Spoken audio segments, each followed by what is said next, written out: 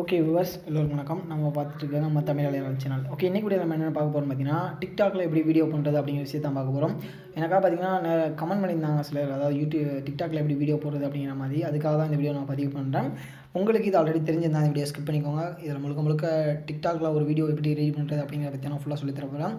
Okay, வாங்க ஃபுல்லாக பார்க்கலாம். இப்போ பார்த்தீங்கன்னா நீங்கள் டிக்டாக் ஓப்பன் பண்ணிட்டீங்கன்னா இது போல தான் உங்களுக்கு இருக்கும்.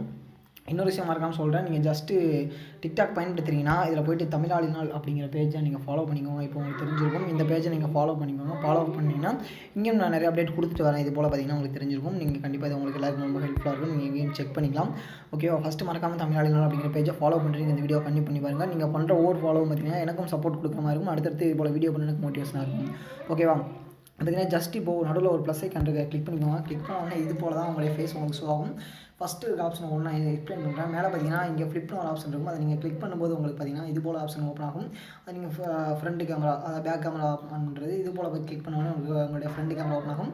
அதுக்கடுத்து பார்த்தீங்கன்னா இங்கே ஒரு டைமர் ஆப்ஷன் கொடுத்துருக்காங்க. இது என்னென்னு பார்த்தீங்கன்னா நீங்கள் இதை ஸ்பீட் இன்க்ரீஸ் பண்ணுறதுக்காக. இப்போ பார்த்தீங்கன்னா நான் பேசுகிறது கரெக்டான வால்யூமில் போய்ட்டுருக்கும்.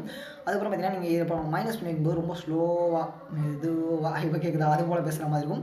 அதே போல் நீங்கள் இன்க்ரீஸ் பண்ணிக்கும்போது படப்படப்படன்னு பேசுகிற மாதிரி இருக்கும். அதுக்காக யூஸ் பண்ணிக்கலாம். ஜஸ்ட் நீங்கள் அது வீடியோ ஷூட் பண்ணுறது கொடுத்து அந்த மாதிரி செட் பண்ணிக்கலாம். ஃபாஸ்ட் மோஷனில் பண்ணிங்கன்னா அந்த 3x வச்சுக்கோங்க. இல்லை ஸ்லோ மோஷனில் பண்ணிங்கன்னா நீங்கள் 3 வரைக்கும் இது குறைச்சிக்கோங்க. ஓகேவா?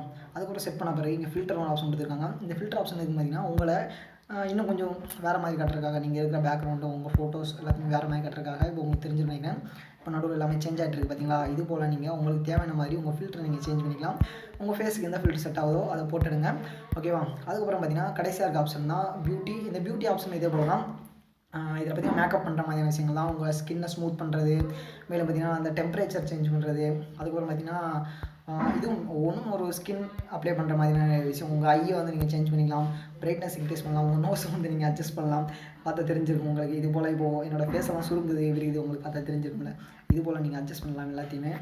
ஓகேவா? இப்போ உங்களுக்கு புரிஞ்சிருக்கும் என்னோட ரெட் ஆகுது. இது போல் நீங்களும் உங்கள் வீடியோஸில் நீங்கள் எல்லாத்தையும் சேஞ்ச் பண்ணிக்கலாம். ஓகேவா? இதுக்காக தான் அந்த பியூட்டி அப்படிங்கிற ஆப்ஷன் கொடுத்துருக்காங்க. கடைசியாக பார்த்தீங்கன்னா டைமர் ஆப்ஷன் கொடுத்துருக்காங்க. இந்த ஆப்ஷனை பற்றி கண்டிப்பாக நான் எக்ஸ்பிளைன் பண்ணி ஆகணும். ஏன்னு பார்த்தீங்கன்னா நிறைய பேரோட வீடியோ பார்க்கும்போது அவங்க என்ன பண்ணுறாங்கன்னா அந்த நடுவில் இருக்க பட்டனை கிளிக் பண்ணிவிட்டு வேகமாக ஓடி போய் எடுக்கிறாங்க. பார்த்தீங்கன்னா கண்டிப்பாக அவங்க பண்ணுறது ஃபன்னாக தான் இருக்குது. இதுக்காக பார்த்தீங்கன்னா உங்களுக்கான விஷயம் என்ன, இந்த டைமருங்கிற ஆப்ஷனை பயன்படுத்த தெரியல. ஜஸ்ட்டு நீங்கள் வீடியோ ஆன் பண்ணுறதுக்கு முன்னாடி இப்போ லைட்டாக குறைச்சி வச்சுக்கோங்க. அவங்களுக்கு தேவையான மாதிரி குறைச்சி வச்சுட்டு மேலே கொடுத்துருக்காங்க 10 செகண்ட் 3 செகண்ட்னு. நான் 3 செகண்ட் வச்சுக்கிறேன். ஷார்ட் ஷூட்டிங் கொடுத்தோடனே பார்த்தீங்கன்னா எனக்கு இது போல் 3 செகண்ட் கழிச்சு தான் வீடியோ வரும். நீங்கள் ஜஸ்ட் கிளிக் பண்ணிட்டு நீங்கள் தூரமாக வந்துட்டு வீடியோ ரெக்கார்ட் பண்ண ஆரம்பிக்கலாம். ஓகேவா? அவ்வளோ நீங்கள் நடுவில் ப்ரெஸ் பண்ணணும் அப்படிங்கிற மாதிரி இல்லை. நீங்கள் கரெக்டாக நீங்கள் இது பண்ணி முடிச்சிட்டிங்கன்னா நீங்கள் ஆஃப் பண்ணிக்கலாம்.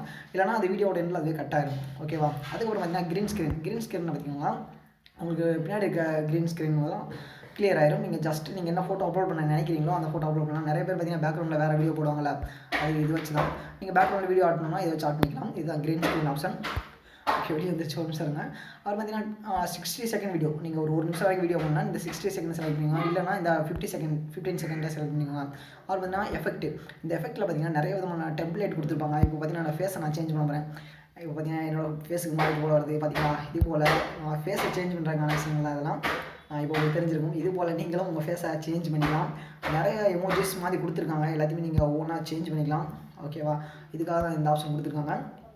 ஓகே, இப்போது ஒரு இது ஆடாக இருக்குது தெரிஞ்சிருக்கும். இதில் இருக்க ஆப்ஷன்லாம் எக்ஸ்பிளைன் பண்ணலாம்னு நினைக்கிறேன்.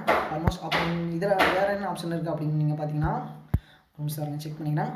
Okay, almost okay. இன்னொரு முக்கியமான விஷயம் சொல்ல வரேன். மேலே பார்த்தீங்கன்னா சவுண்டுங்கிற ஒரு ஆப்ஷன் இருக்குது. அதை கிளிக் பண்ணிக்கோங்க. அந்த சவுண்டுங்கிற ஆப்ஷன் கிளிக் பண்ணோடனே உங்களுக்கு இது போல் ஆப்ஷன் வரும். இதில் பார்த்தீங்கன்னா நீங்கள் சாங் ஆட் பண்ணுறது, அதாவது நீங்கள் டப்ஸ்மஸ் பண்ண போகிறீங்கன்னா வீடியோக்கு ஏதாவது பாட்டுக்கு ஆட போகிறீங்கன்னா நீங்கள் இதை போய் தான் சாங்கெல்லாம் செலக்ட் பண்ணணும். நீங்கள் தமிழில் ஒரு ஆப்ஷன் கொடுத்துருக்காங்க. தமிழுக்குள்ளே போகும்போது தமிழில் இருக்க நிறைய வீடியோஸ் இது போல் கொடுத்துருப்பாங்க.